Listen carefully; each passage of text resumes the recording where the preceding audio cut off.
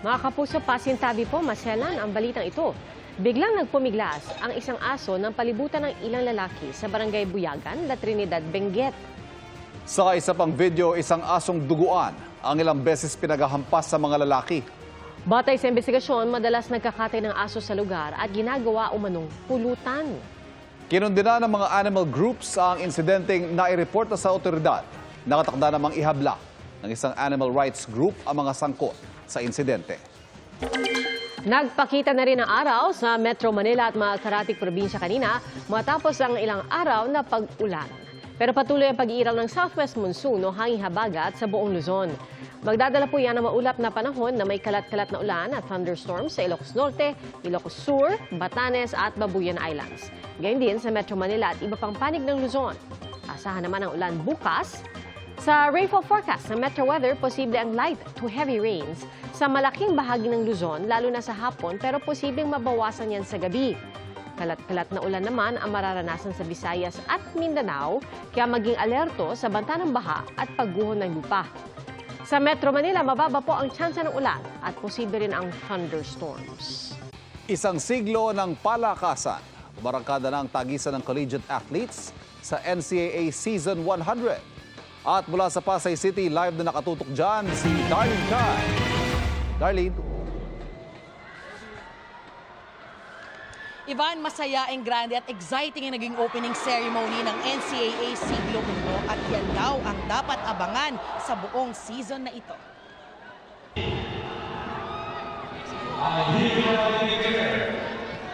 The NCAA Siglo 100.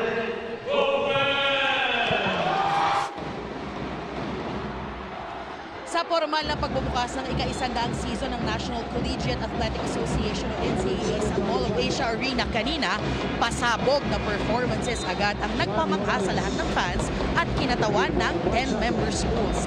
May special performances sa ilang personalidad, kabilang si SB19 member Justin at LPU students. NCAA Siglo I Inspiring Legacies. Yan ang tema ng centennial year ng NCAA. Kaya binigyang pugay ang maraming legends na nagmula sa NCAA. Kasamang kauna-unahang Olympic gold medalist ng Pilipinas na si Heidelin Diaz. At kasama din ang Kapuso stars natin tulad ni Kapuso Primetime King Dingdong Dantes. Sa isang video message, binati ni GMA Network Chairman Attorney Felipe L. Gozon ang mga ani ay posibleng susunod na world champions. Kabilang sa guests, si Education Secretary Sonny Angara na inihayag ang kanyang paghanga sa 100-year legacy ng NCAA. Nasa opening ceremony din si Senior Vice President and Head of GMA Integrated News, Regional TV and Synergy, Oliver Victor B. Amoroso. Pati na ang buong Management Committee and Policy Board ng NCAA.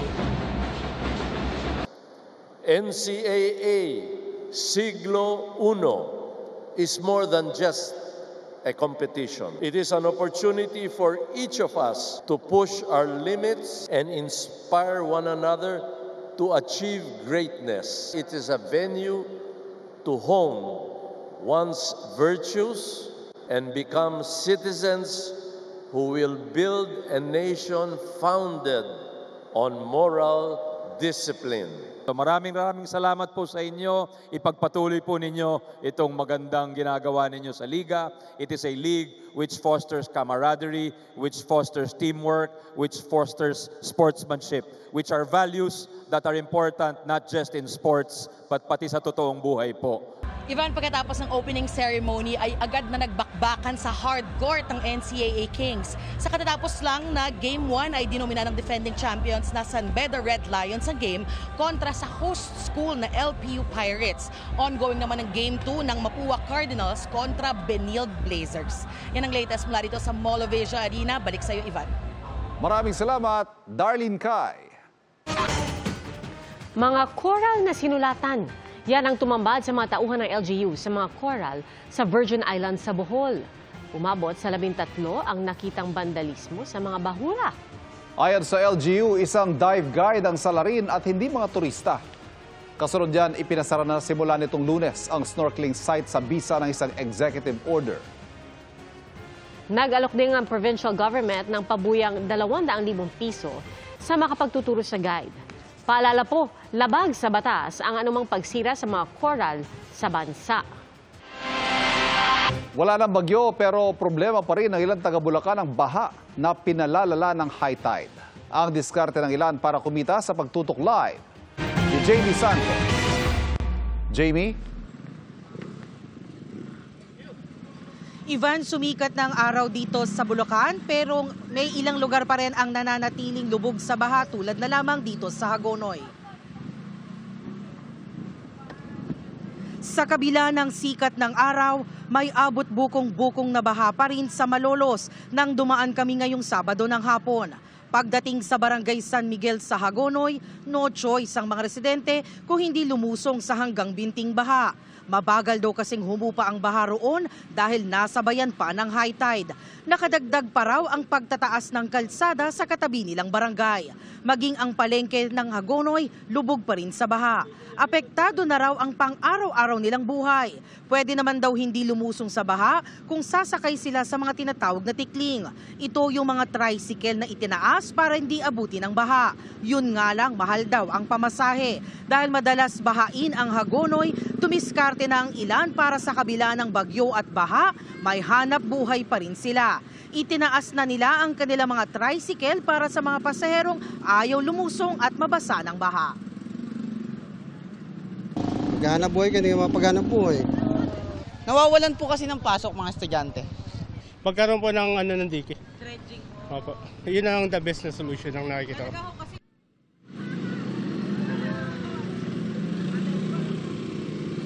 Ivan, ayon sa Bulacan PD-RRMO, bukod dito sa Hagonoy, may ilang areas pa rin ang baha sa Kalumpit. At yan ang latest mula rito sa Hagonoy. Balik sa iyo, Ivan.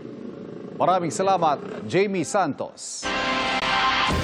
Samantala, sa Marikina, natagpo ang patay ng isang lalaking mahigit isang buwang nawala matapos tangayin ng baha sa kasagsagan ng bagyong Karina. Nakatutok si Nico Wahe. Naaagnas, balot ng putik at hindi na makilala ang bangkay ng isang lalaking natagpuan kahapon ng dalawang construction worker sa Tumana River sa Marikina. Nagkukwentuhan kami ng kasama ko. Sabi bigla niyang may tinuro sa likod ko. Sabi niya, Rak, ano yun? Maniging ba yun o patay? Ang sabi ko po, sir, maniging lang yun. Agad silang tumawag ng pulis para makuha ang bangkay.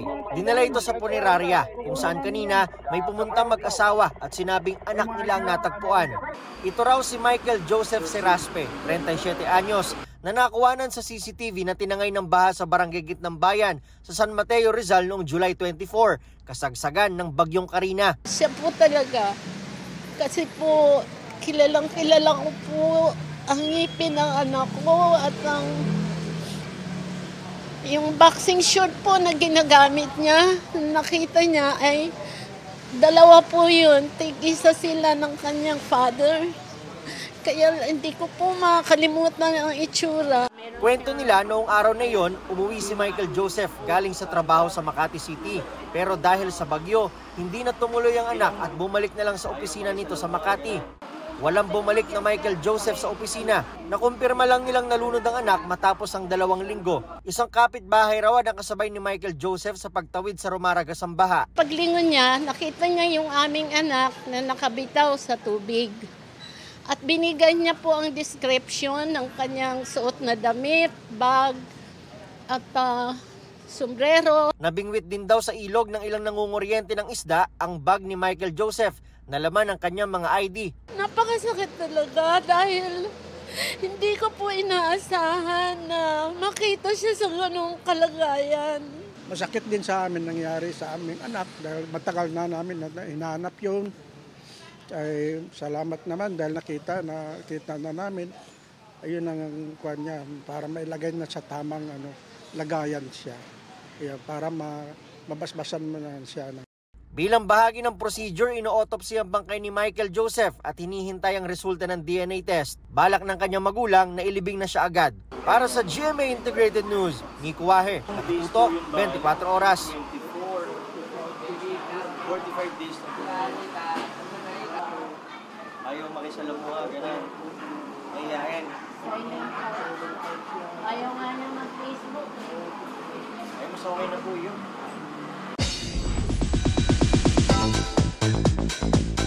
Sa kabila ng kulitan kasama ang GMA Integrated News, may inamin si Pulang Araw star Barbie Fortesa tungkol sa kissing scenes nila ni David Licauco. Narito ang aking chika.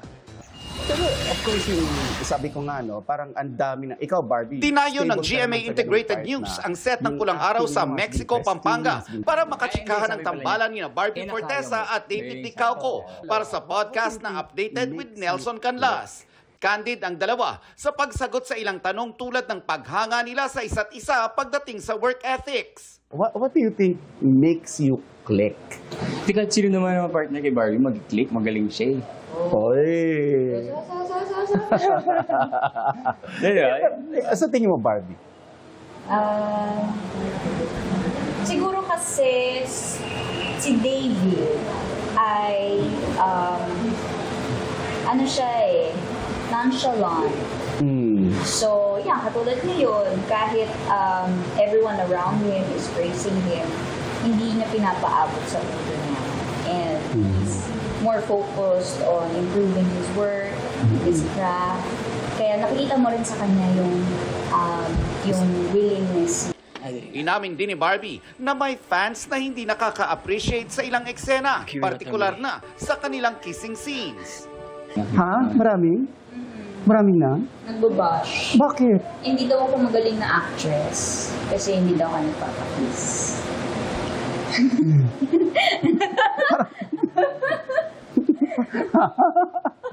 Nagulat ako doon Sino yan?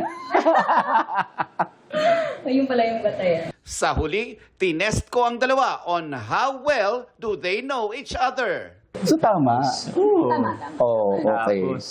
Tapos na eh. Okay na. TikTok. Tama. Kapag mag-post din siya ng brands o kaya she feels pretty that day. Tama. May tama? May tama? Yes, you are tama. So she feels pretty that way? That day? Yes. Hindi ba araw-araw? Minsan... Siyempre, minsan tamad siya, pagod siya.